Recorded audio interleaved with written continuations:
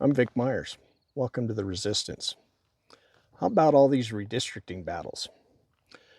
How about we stop wasting so much time focusing on them? Everybody's assuming that if a state redraws its districts to favor a particular party, well, then that party will automatically win those districts.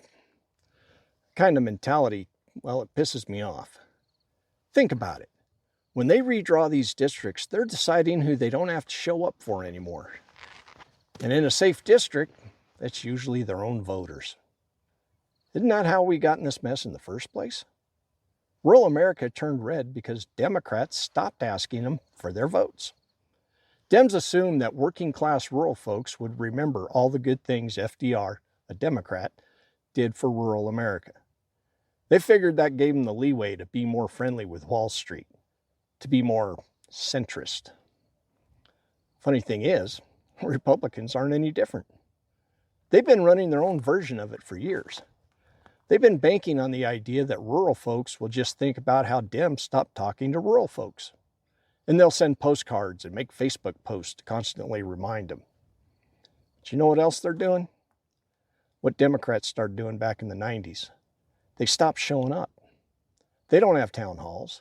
They don't champion legislation that'll help rural America. They do champion legislation that hurts rural America. Then they post another meme on social media about how bad the Dems are. They've basically become a one-trick pony.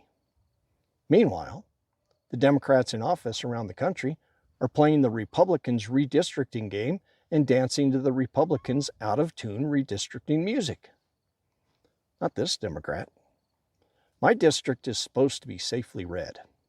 That's why there hadn't been serious competition for this seat until now.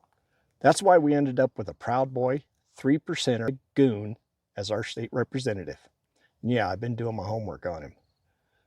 I'm not sitting back and assuming he's going to win just because it's a quote-unquote safe district.